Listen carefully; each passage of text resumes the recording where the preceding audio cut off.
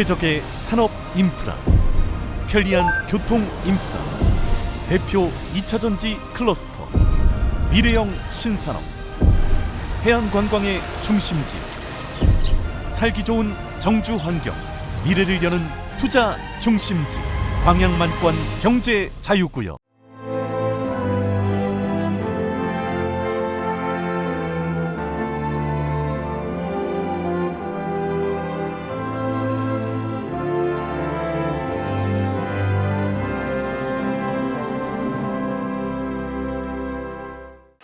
옆에 분 인사하겠습니다. 웃는 모습이 더 아름답습니다.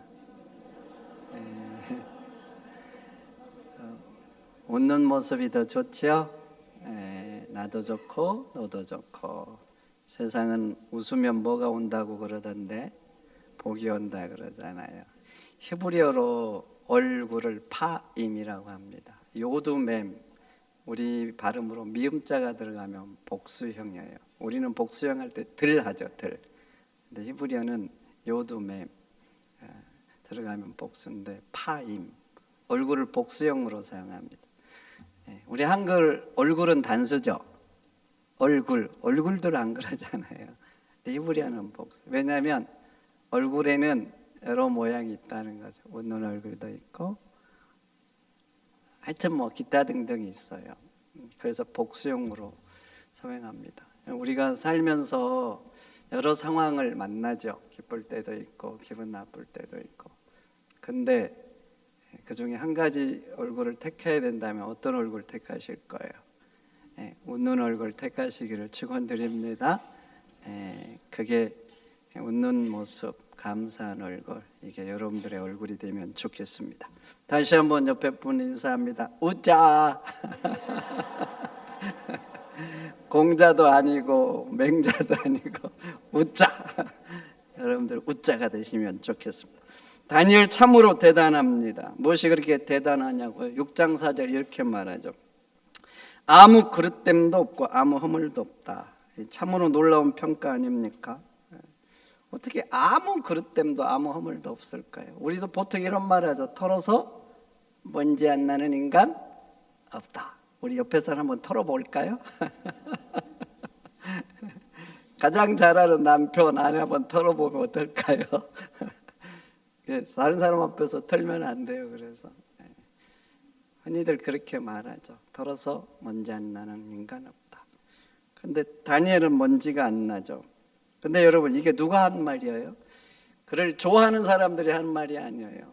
그를 지지하려고, 높이려고 한 말이 아니에요. 누가 했는가? 바로 그의 적대자들이 했어요. 누가 했다고요? 적대자들이 한 말이에요. 그래서 이 말은 더 가치가 있고 무게감이 있는 것입니다. 총리들과 고관들은 다니엘의 허물을 찾으려고 했습니다. 왠지 다 아시죠? 다리오 왕이 다니엘을 으뜸 총리로 삼아서 전국을 다스리려고 한 겁니다. 그러니까 총리들과 고관들이 참을 수가 없었습니다. 왜 그런 줄 아시죠? 다니엘은 포로 출신이잖아요. 포로 출신. 그리고 지금은 나라도 망해서 나라조차도 없어요. 이런 이방인이 포로 주제에 자기들 위에 선다. 그리고 자기들에게 지시하고 자기들에게 보고를 받는다. 참을 수 없는 굴욕이라고 생각을 한 겁니다. 몽테스키의 법의 정신에는 이런 글들이 적어 있습니다. 권력의 자리에는 반드시 시기가 따르고 시기가 오래되면 반드시 음모가 자란다. 왜 시기와 음모가 있을까요? 힘 있잖아, 힘. 그러니까 그 자리는 사람들이 다 가지고 싶어, 가고 싶어 합니다. 그리고 가지려고 하여튼 어떤 사람들은 수단과 방법을 가리지 않아요. 어떤 사람들은 정말 국민들을 짓밟고라도 올라가잖아요. 죽이고라도 올라가고, 또 그 자리에 가려고 어떤 사람들은 노리잖아요. 노려. 그래서 음모를 막 제기해서 그 자리를 끌어내려서 자기가 가고, 또 그 자리 차지한 사람 지키려고 또 죄 없는 사람들 누명을 주어서 그 자리 막 더 지키려고 하죠. 시기가 자라고 음모가 자라는 것이 세상의 법칙인 거죠. 그런데 왕이 다니엘을 자기들 위해 세우려고 하는 거예요. 근데 이 고관들 봐보세요. 절대 권력자인 왕에게는 반기될 수 없잖아요. 반기되면 어떻게 될까요? 잘못하면 자기들 목 날아가니까 왕한테는 반기를 못하고 타켓이 다니엘이 된 거죠. 그래서 다니엘 끌어내려고 뒷조사를 한 것입니다. 아주 샅샅이. 요즘식으로 말하면 검찰, 경찰, 감사원, 국세청 다 동원해서 눈에 불을 켜고 뒤진 겁니다.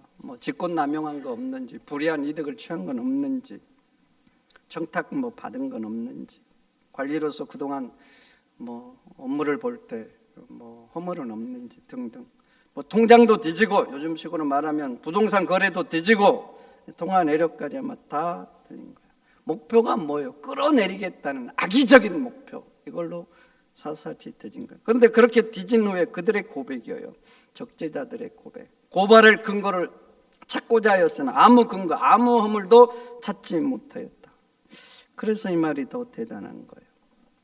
다니엘은 소년 시절에 왕궁에 들어갔습니다.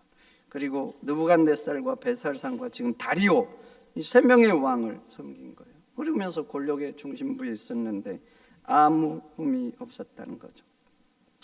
역사학자 액터가 했던 유명한 말 다 아시죠? 권력은 부패하는 경향이 있고 절대 권력은 절대 부패한다. 이 말의 의미가 뭡니까? 사람은 힘을 가지면 자신을 지키기가 몹시 어렵다는 겁니다. 더 큰 힘을 가질수록 더 어렵다는 거예요. 그래서 절대 권력을 가지면 절대로 부패한다. 액터가 그냥 해본 말이 아닙니다. 역사학자잖아요. 역사학자. 그래서 역사를 쭉 연구하고 권력자들을 쭉 연구한 거예요. 연구하고 내린 결론이 그래요. 권력은 부패하는 경향이 있다. 우리 시대도 다르지 않습니다. 우리나라 고위직 임명하려면 인사청문회 거쳐야 됩니다. 인사청문회 하면 그 사람 과거의 삶이 드러나죠. 드러나. 그러면 대다수 사람들은 드러나면 수치를 당하죠. 수치를 당해. 제가 지금까지 인사청문회를 보면서 과거 행적이 드러나서 오히려 존경한 사람은 딱 한 사람밖에 없어요. 누구인지는 비밀이에요. 왜냐하면 정치 성향들이 다르기 때문에 다르게 느낄 수가 있어서 딱 한 사람밖에 없어요.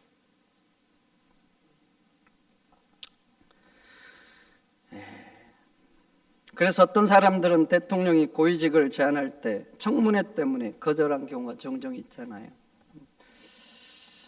그게 부담스러운 거예요. 대통령 곁에서 국민을 섬긴다. 영광스러운 거죠. 그런데 과거의 삶이 불편해서 그 영광스러운 자리를 스스로 포기한다. 안타까운 일 아닙니까? 그런데 다니엘은 어떻습니까? 오랜 세월 권력의 중심부에 있던 사람인데 아무 허물이 없다. 그래서 존경스러워요. 제가 성경을 보면서 이런 관점에서 허물이 없다 이런 관점에서 보면은 예수님 다음으로 존경스러운 것 같아요. 예수님 다음으로. 그러면 다니엘은 어떻게 이럴 수 있을까? 다니엘 욕망이 있습니다. 욕망이 있어요. 욕망을 절제한다는 게 몹시 어렵습니다. 그래서 다윗도 부인이 여러 명 있어요. 그래서 밧세바도 취한 거예요. 자기의 충성스러운 아내인데. 모세도 봐보세요. 구스 여인 또 취하죠.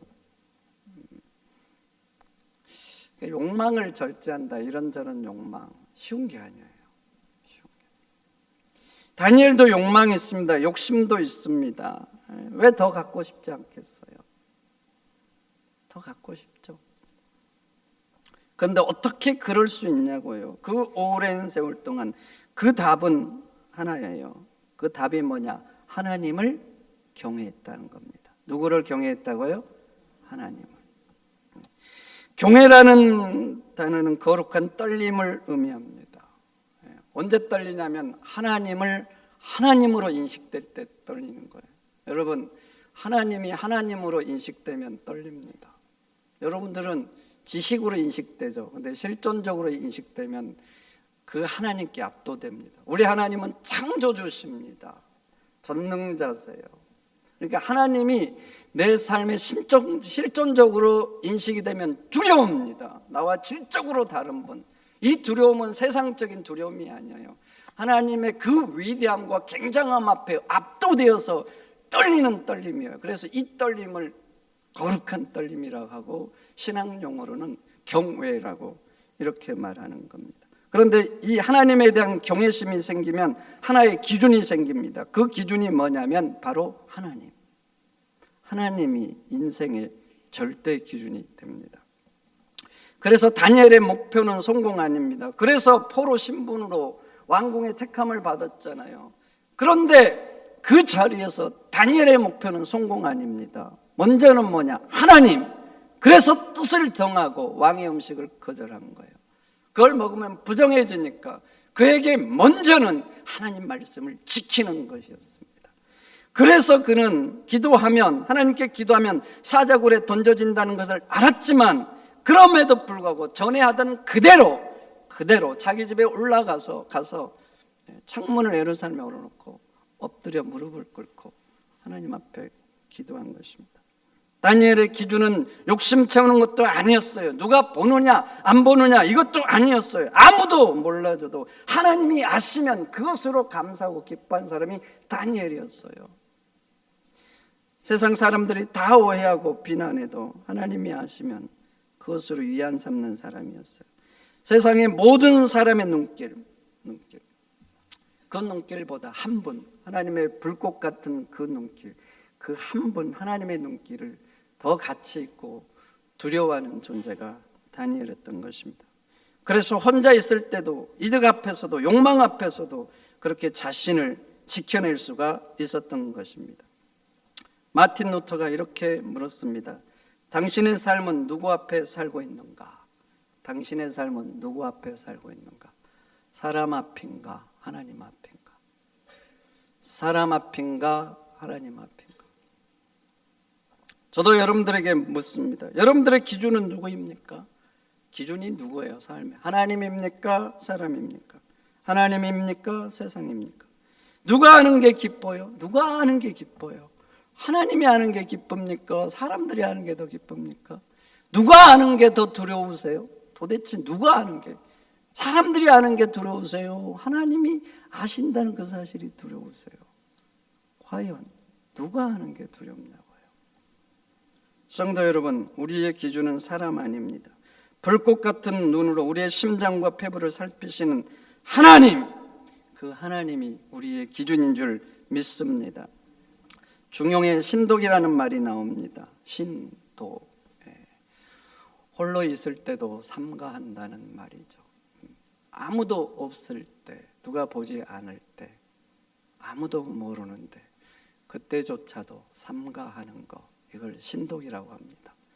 하나님을 믿지 않는 사람들도 신독하는 삶을 살아야 된다, 그렇게 말하는 거예요. 그런데 우리들은 그리스도인입니다.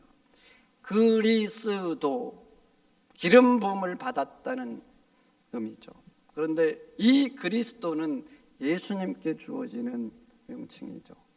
그리스도, 예수님에게 주어진 명칭을 하나님은 우리에게 주셔서 그리스도인이라고 한 거예요.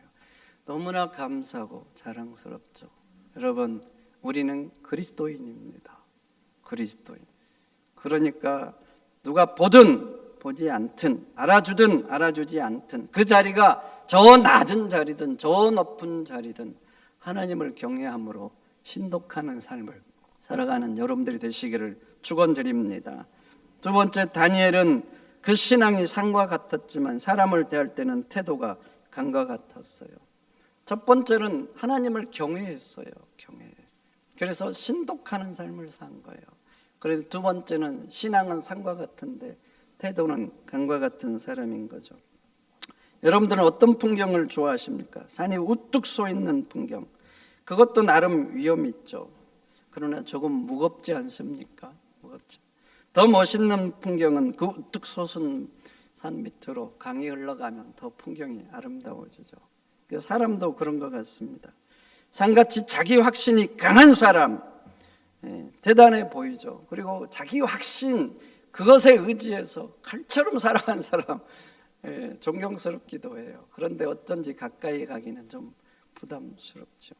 그렇다고 강처럼 모든 사람에게 맞춘 사람도 좀 곤란해요. 원칙이 없잖아요. 물에 물 탄 듯. 그 다음은 안 하겠습니다. 왜 멀다니? 이러면 그것도 좀 전라도 말로 좀 거시기 하잖아요. 그래서 신앙인은 이런 사람이 되면 좋겠습니다. 산 같은 신념을 가지고 있지만 다른 사람을 대할 때는 강처럼 배려할 줄 아는 사람, 그런 사람. 그런 다니엘이 그런 사람이지 않습니까? 그래서 1장을 보세요. 뜻을 정하고 왕의 음식을 먹지 않겠다. 그래서 자신을 더럽히지 않겠다.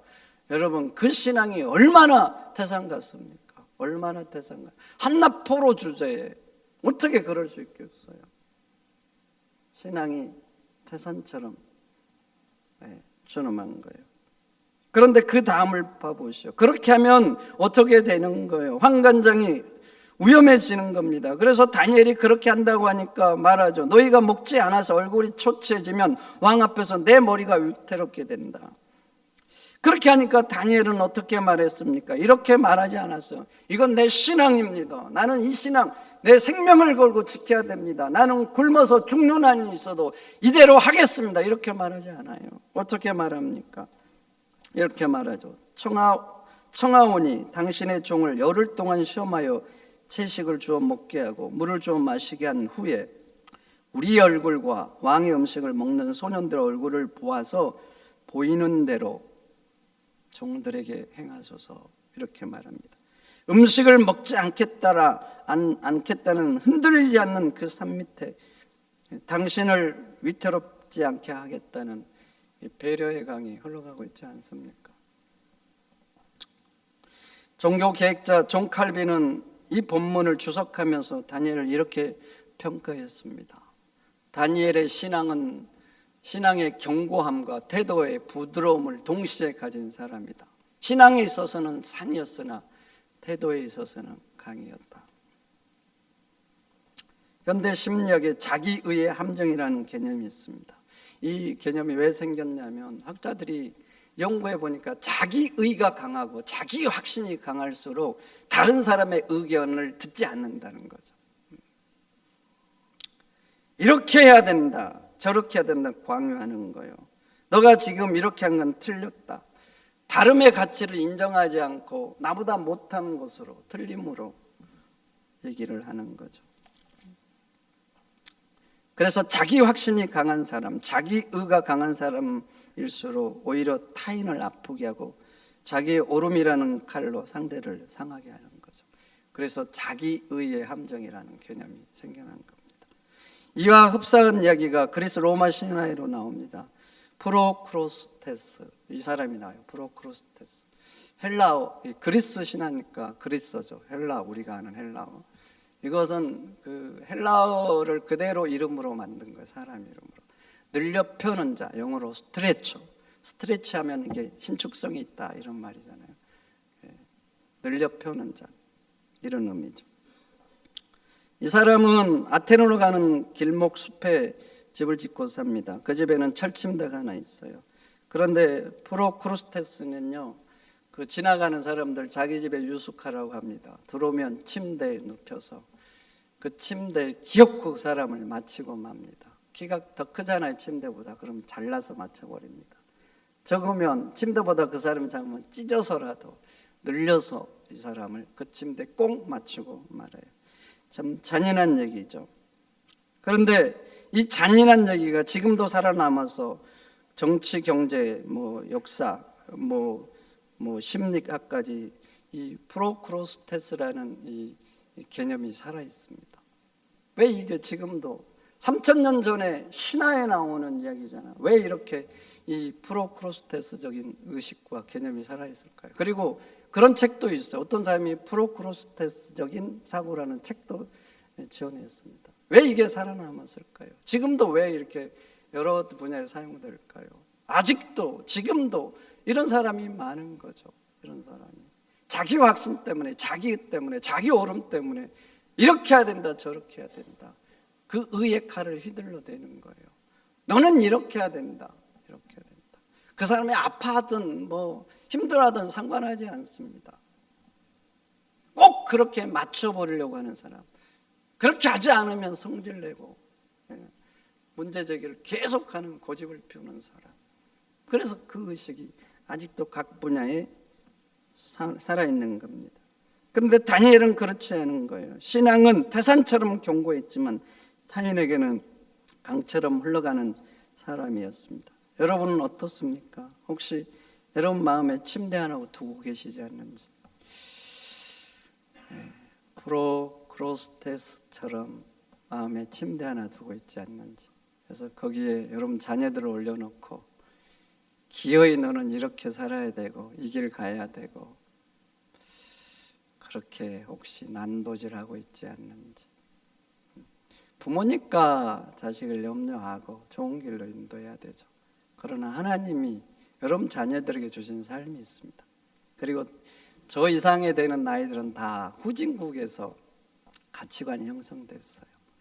저도 어릴 때부터 예수님을 믿었지만 그래도 유교적인 사교가 지배하고 무속이 그래도 지배하고 이런 사람, 그렇게 후진국에서 가치관이 생겨났고, 여러분들의 자녀는 다 선진국에서 다변화된 세계에서 가치관이 형성됐는데, 저 후진국 70년대, 60년대, 50년대, 80년대 형성된 그 가치관과 시각으로 자녀들을 그냥 기어이 맞추려고 하는 사람, 혹시 그러고 있지 않는지. 혹시 여러분들 배우자를 또 침대에 올려놓고 난도질하고 있지 않습니까? 당신은 이게 문제야, 저게 문제야, 별것도 아닌데 기어코 고치고 그 침대에 맞추려고 하는 사람들, 아파하든 힘들어하든 여보 좀 그러지 마, 나는 내 살고 싶은 대로 살고 싶어, 그래도 상관하지 않고 자기 침대에 맞추는 사람들. 교회에서는 어떠세요? 목사는 이래야 된다, 혹시 침대에 올려놓지 않는지. 장로는 이래야 된다, 뭐 찬양대는 이래야 된다, 이러면서 그러고 있지 않는지. 바르되 사납지 않다. 바르되 사납지 않다. 한문으로 표현하면 정의불렬입니다. 정의불렬. 여러분들은 바르지만 사납지 않은 사람이 되면 좋겠습니다. 다니엘처럼 신앙은 태산 같지만 다른 사람들에게는 강이 되어 흘러가는 그런 사람이 되면 좋겠어요. 그러면 그 흘러가는 강 속에 고기도 자라고, 흘러가는 강 곁에 식물도 자라고 꽃도 피울 거 아닙니까? 그러니 바르지만 사납지 않는 사람, 오름은 태산 같지만 다른 사람에게는 강 같은 그런 성도가 되시기를 주의 이름으로 축원드립니다. 축원드립니다.